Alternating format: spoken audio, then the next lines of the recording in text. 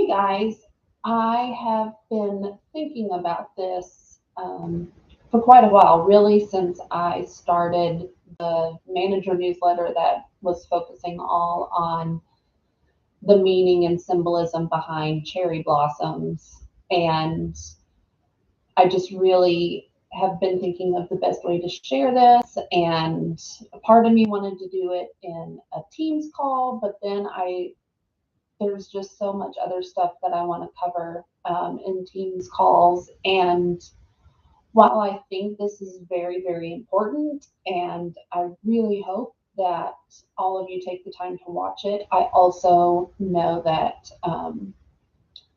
I can see how many people view these Rachel Rambles, and usually it's less than 10 people. So um, I hope those of you that take the time to watch this will get something out of it because it's something that is so important personally and professionally. And so today I really want to talk a little bit about self reflection, self improvement, professional development, and just why I think it's so important and um, why I'm so passionate about it. I am very aware that I am not perfect. I think if we're all honest, we know that we aren't perfect, even though we try to do our best and like to pretend that our lives are perfect and things are perfect. Um, and I know everyone's, expectations and goals and standards they set for themselves are different, and that's okay. And I know that mine are high, and as hard as I've been working on this for about 15 years of not judging people by my standards, especially if those standards have not been communicated. Um, so the more that I learn about myself and how I tick, and things that I do well, things that I do not do well, um, it just helps me make it through life.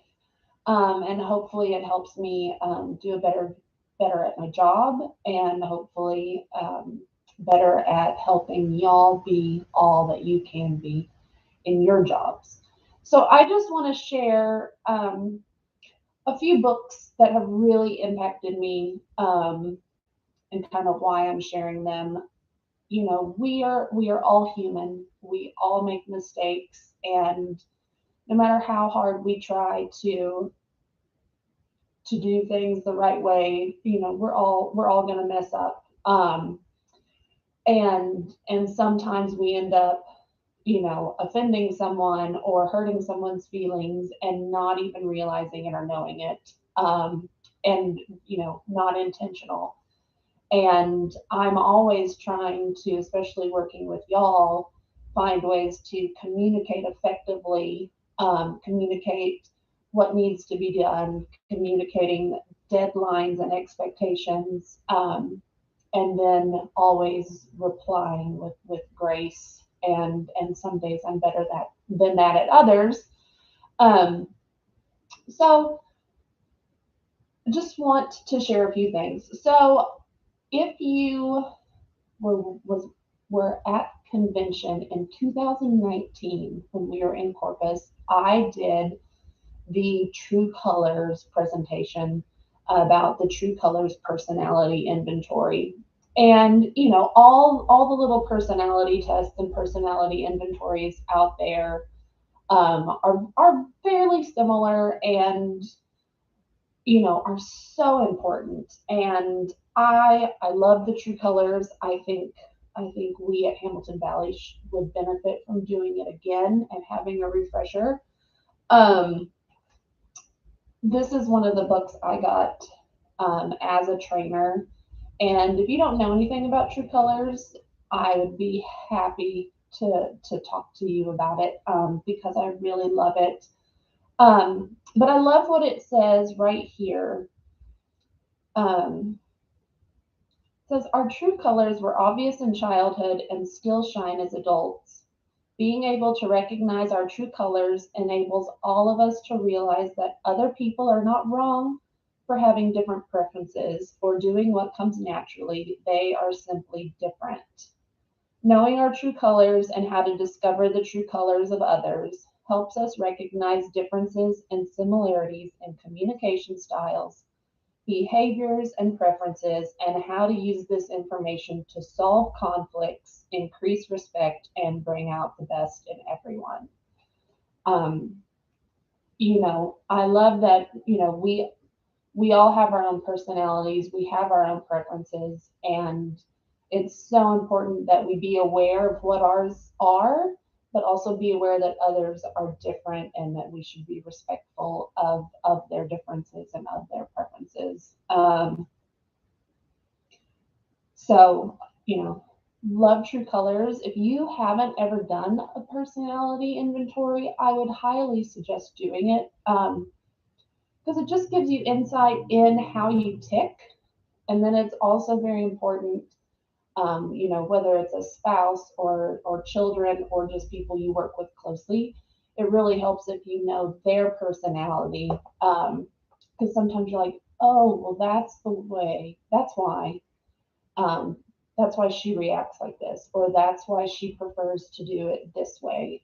That's why when she's stressed, she does this, as where when I'm stressed, I do this.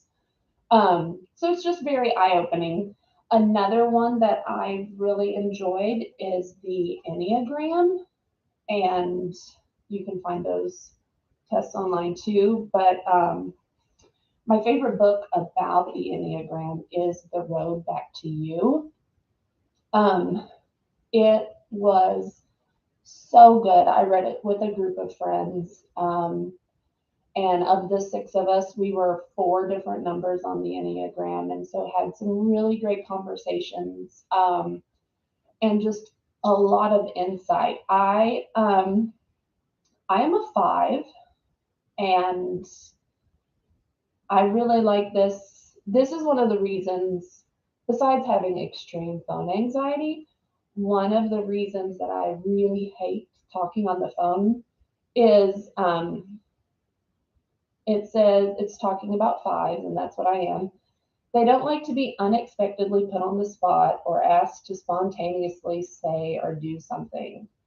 If 5s knows what's expected of them, they're kept well informed about what's happening and they perform great. Um, when I get an email, I have time to process it and I have time to know what to say. When I'm on the phone, I get extremely panicked and do not know what to say or do not know what to do. Something I love about this book is it also talks about, some of your downfalls and some of the things that, come out when you're stressed. And this, here's a confession for y'all. Um, I just lost the page. 5s, when they are stressed, um, when 5s are stressed, they can become frivolous, disorganized, and distracted to the point of not being able to complete tasks. They stop short of thinking through the consequences of their behavior, and they can be condescending and disconnected.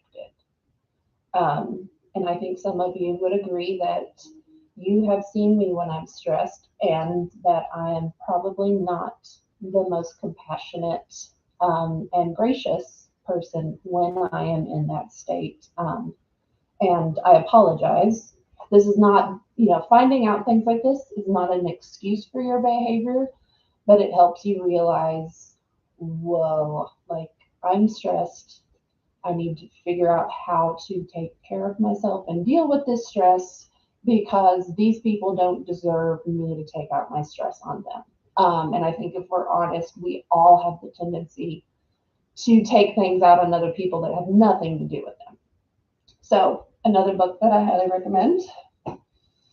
And I'll pause here to say, I know not everyone loves reading. I know not everyone has time to sit and read. every day, or even trying to find an hour a week to read, especially if it's not something you love. I know that it's very hard to find time with that. So here I'm going to do a little PSA for your local public library.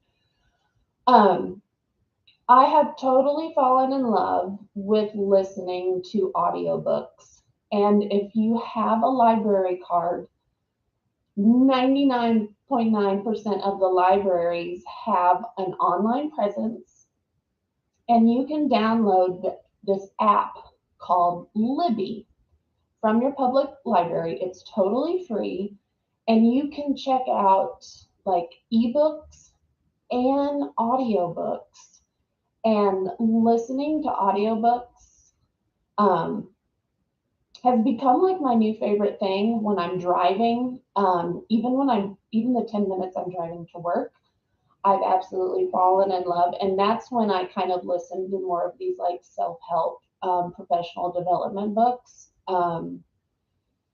because, it kind of gets my mind going. It helps me set the tone for the day. And if you're new to this, I will tell you that I would highly recommend reading Matthew McConaughey's Green Lights, um, because it's inspiring, but it's also hilarious, and he tells a lot of fun stories. And because so many of them happen in Texas, I know all of us that live here will enjoy that. But the coolest thing about the audiobook is he is the one narrating it and reading it. And so it feels like you are sitting down with Matthew McConaughey as he's telling you stories, giving you advice, um, giving wisdom and anecdotes, and just sharing things. So there's a quick little break that, all of these are that I'm showing and sharing with you. You can probably find audiobooks and listen to them while you're driving, while you're eating lunch. You don't even have to buy the books or actually read them. You can get audiobooks from your public library, and I highly, highly suggest you look into that. Um, Continuing on my ramble, um, I also love this book. It's a nonfiction book, and it was super eye opening. If one, it's pretty entertaining, but it was really eye opening to me that no matter how normal we think we are, or how well we're doing in life, like, oh, I have a handle on my stress, I have a handle on dealing with these tragic events in my life. Um, this is about a therapist who ends up needing to go to therapy, to talk through issues, and it's insightful, and it's really nice to know that we're all messed up, and we all have problems, and we all deal with them differently. But it's so good if we all have someone to talk to. So another book I would suggest reading.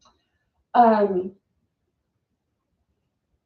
and I just finished this book. It's called Looking for Lovely. And I love this part. I think I've told y'all last year my word of the year was grace. And I'm always working to be more gracious.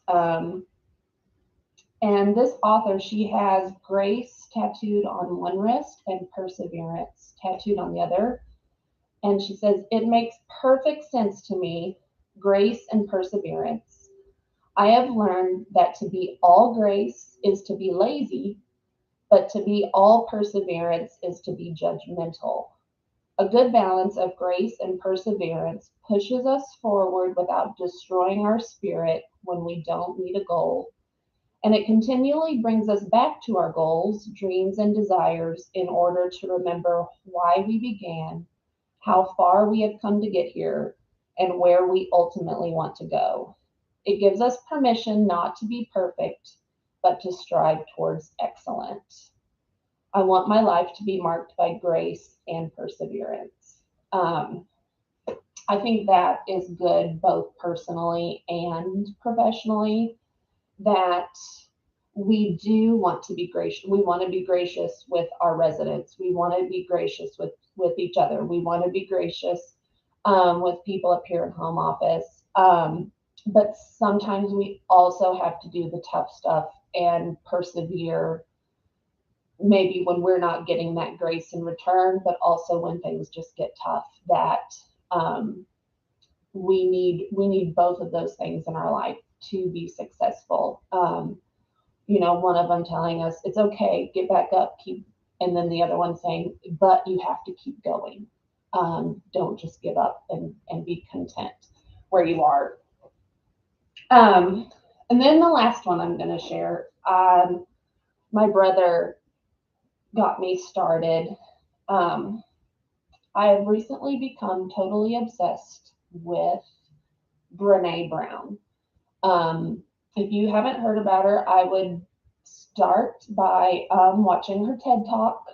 Um, and then if you like podcasts, she has a couple podcasts that are excellent. Um, but if you decide to read a book, I would highly, highly suggest start with this one called Daring Greatly. Um, this one has stepped all over my toes, um, both as as a professional and as a person. And it is encouraging me to take a look at my life and be authentic and be vulnerable, and how to be the type of person that other people feel like they can trust me by being themselves as well. And I'm just going to read this little part in her introduction. The phrase daring greatly is from Theodore Roosevelt's speech, Citizenship in Republic. The speech, sometimes referred to as the Man in the Arena, was delivered at the Sorbonne in Paris, France, on April 23, 1910. This is the passage that made the speech famous. It is not the critic who counts, not the man who points out how the strong man stumbles, or where the doer of deeds could have done better. The credit belongs to the man who is actually in the arena, whose face is marred by dust and sweat and blood, who strives valiantly, who errs, who comes short again and again, because there is no effort without error and shortcomings. But who does actually strive to do the deeds? Who knows great enthusiasms, the great devotions, who spends himself in a worthy cause?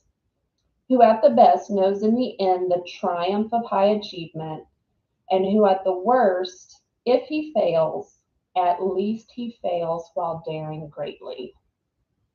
Um, I love that, and I've read it like 3 times just this week.